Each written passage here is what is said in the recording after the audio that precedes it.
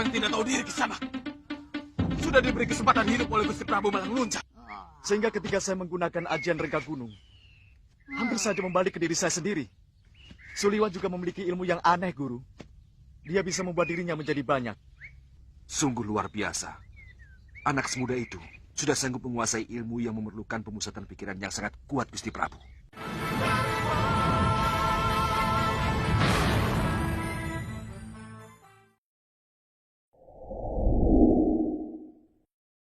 Wirat, aku tidak mau kamu sampai tewas. Anak muda, kamu telah mendengar kebaikan. Jangan tunggu aku sampai berubah pikiran. Nah, ini mainan kalian.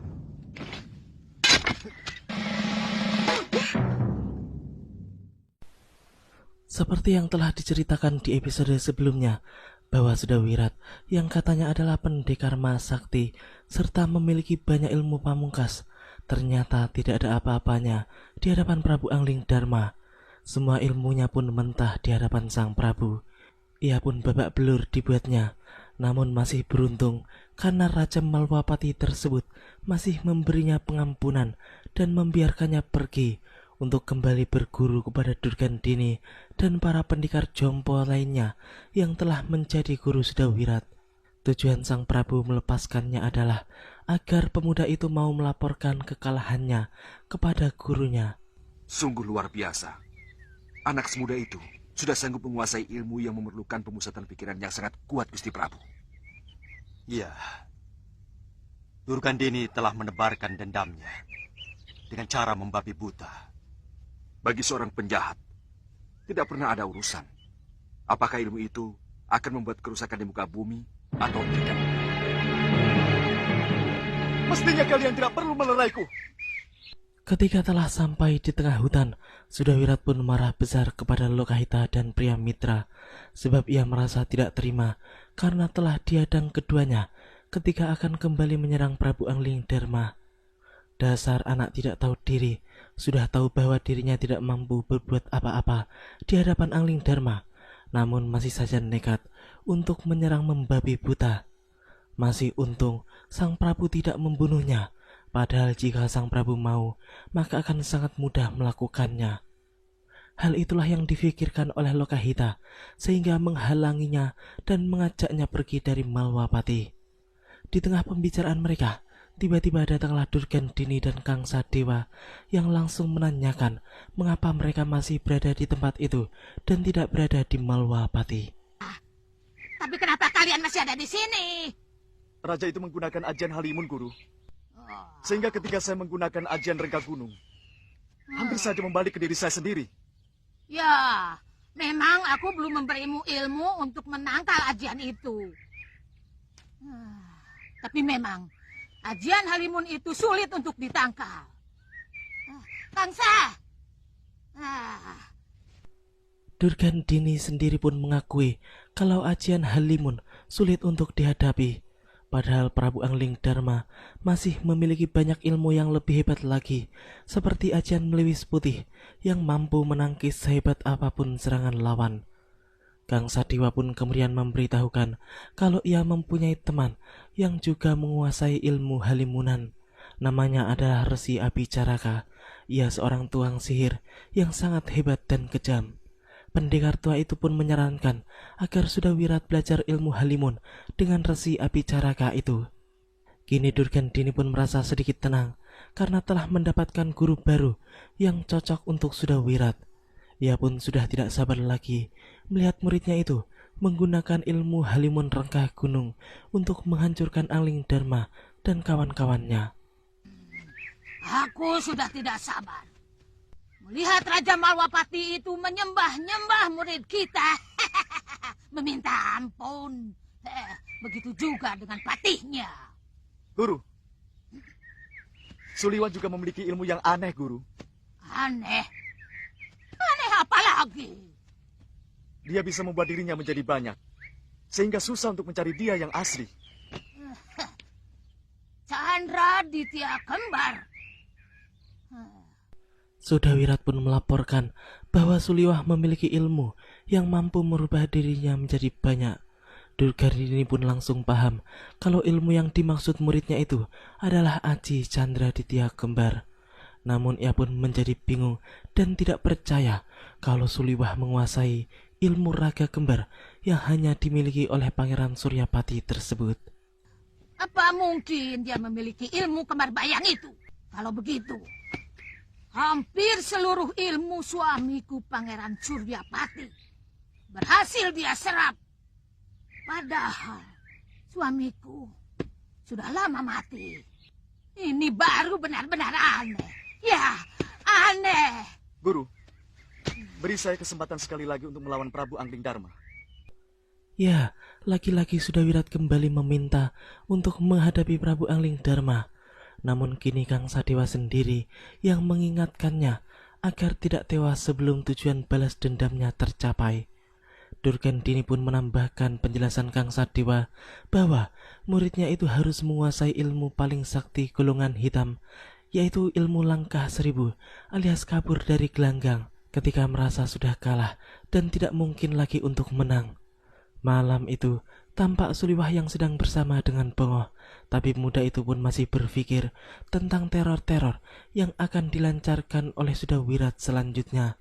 Karena keselamatan sang Prabu adalah incaran utama murid Durgandini tersebut. Benar saja, karena keesokan harinya Sudawirat Lokahita dan pria mitra kembali ke kota raja dan mengacau di sana guna memancing kemunculan Raja Malwapati.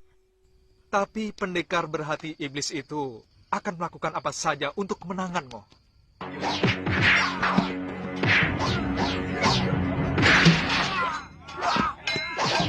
Melihat sorot mata anak muda itu,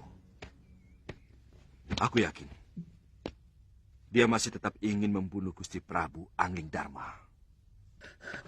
Ampun, Gusti. Ada apa? Mereka mengacau di jalanan dekat pasar, Gusti. Saya ke sana dulu, Gusti. Hati-hati, dia memiliki ajian yang sangat mematikan. Baik, Gusti. Murid Durgandini itu memang sangat berbahaya. Ayo.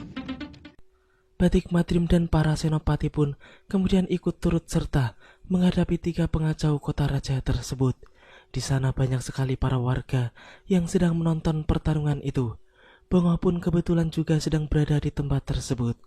Setelah melihat pertarungan tersebut, lelaki bongsor itu pun kemudian segera pergi, berlari untuk cepat-cepat memberitahukan Suliwah. Senopati Dharma Yuda yang di saat itu telah sampai pun kemudian segera melompat untuk menghadapi Sudawirat. Kamu memang tidak tahu diri, Kisana. Sudah diberi kesempatan hidup oleh Gusti Prabu Malang Nuncak. Kamu pikir kami akan jerat atas kegagalan kami? Kali ini kamu akan menangis menghadapi keadaan yang sebenarnya.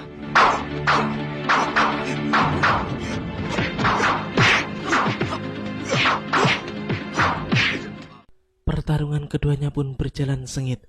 Sudawirat pun selalu berusaha untuk merangsek sang senopati dengan jurus-jurus berbahayanya, hingga sang senopati utama Malwapati itu terpukul mundur sampai masuk ke dalam balai kota raja.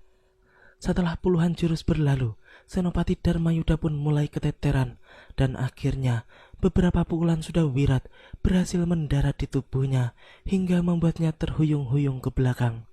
Sementara itu, di halaman balai rung kota raja, tampak Lokahita yang masih menghadapi sisa-sisa prajurit Malwapati yang mencoba untuk meringkusnya.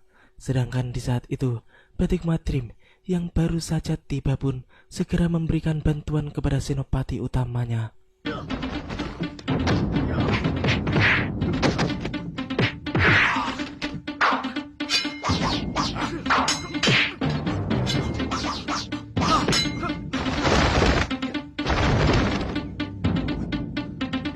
Aku akan mempersiapkan ajian Rega Gunung.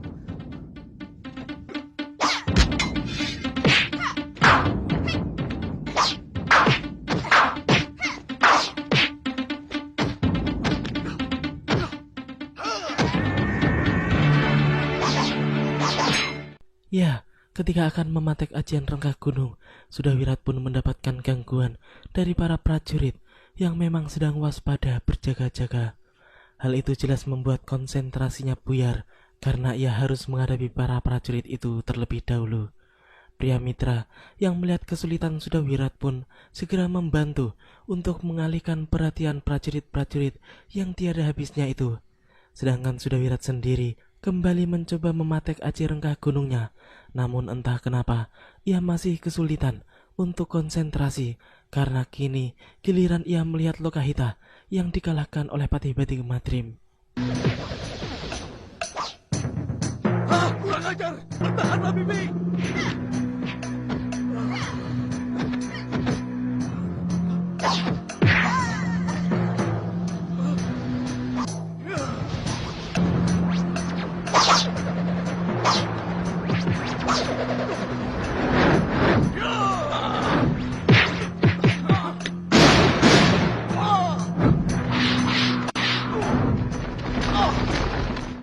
Ya, ketika Sudawirat berhasil dan hendak menyerang Patih Batik Madrim dengan rengkah gunungnya, tiba-tiba muncullah Suliwah yang menggunakan ajian Desendria Ungu untuk menangkisnya, sehingga rengkah gunung murid Durgandini itu pun berbalik.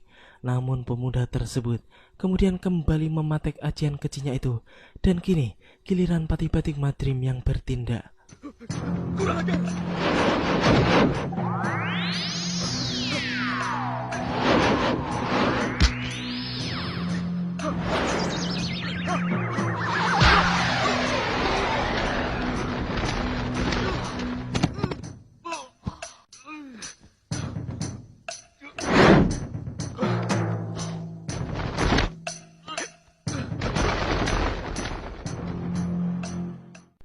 Setelah terkena ajian lebur sakti, tiba-tiba Sudawirat pun dibawa pergi oleh sosok bayangan yang ternyata adalah Durgandini sendiri. Setelah sampai di dalam hutan, tampak Kangsa Dewa mencoba untuk mengobati luka dalam Sudawirat. Namun bocah itu tidak terlalu mempedulikannya karena seluruh tubuhnya merasakan gatal yang luar biasa akibat niang bambu Suliwah. Durgandini pun mengumpat kesal karena laki-laki Suliwah berhasil membendung ajian rengkah gunung. Kini kita kembali lagi ke Malwapati, di mana pada saat itu Suliwah sedang membantu mengobati Senopati Dharmayuda yang terluka akibat pukulan Sudawirat. Pertama-tama, saya pernah mencobanya dengan semut rangrang. Lalu dengan miang bambu tali atau serbuk rawi, Gusti Patih. Tapi itu tidak bisa digunakan secara terus-menerus. Dan itu bukan penangkal yang dilakukan secara berulang-ulang, Liwa. iya. Mungkin dengan bunyi-bunyian atau dengan ilmu candra di tiak kembar, Gusti Patih. Apa itu? Seperti ilmu halimun yang Gusti Patih miliki. Oh, kamu memang cerdas, Liwa. Sementara itu, Durgandini yang sedang berpikir keras tentang bagaimana cara menghadapi Suliwah pun kemudian mendapatkan ide bahwa ia harus membawa muridnya itu kepada Abicaraka, teman Kangsa Dewa yang katanya menguasai ilmu halimunan. Kebetulan Resi Abicaraka itu juga memiliki dendam yang sama kepada Prabu Angling Dharma. Dengan demikian, ia yakin bahwa Sudawirat akan mampu mengalahkan Suliwah, Angling Dharma, ataupun Batik Madrim.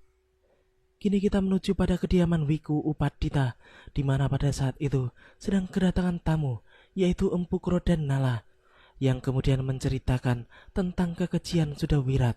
Ia pun kemudian mengajak Sang Wiku untuk bergabung menghancurkan pemuda keji tersebut. Anak itu memiliki watak berkasaan, sementara kesaktiannya luar biasa. Mendengar ceritamu dan sikap Kangsa Dewa yang diam saja waktu kamu ceritakan kejadian di Jagat Saksana, jangan-jangan anak itu murid dia, murid Durgandini, Kilegawa, dan Gendrayana, yang selama ini mereka memang pendekar aliran hitam, yang dikenal ingin menguasai jagat kanuragan di bumi Jawa. Bisa jadi begitu. Ini akan semakin ruwet, Kakang. Ya, ternyata analisa Wiku Upadita sangat luar biasa, sebab kesimpulan yang diambilnya sangat tepat, tidak seperti tamunya yang kurang peka terhadap Kangsa Dewa yang sebelumnya telah dikunjunginya. Di rumahnya tersebut, Sang Wiku ternyata tidak sendirian, namun ia ditemani oleh kedua cucunya, yaitu Candrika Dewi dan juga Ken Amaranila. Kedua wanita tersebut pun kemudian mengajak tamunya untuk makan bersama. Paman tadi cerita pemuda sakti itu bersama seorang gadis. Berapa kira-kira usianya? Sebaya kalian, tapi ilmu kanuraganya sangat tinggi. Kenapa? Kami ingin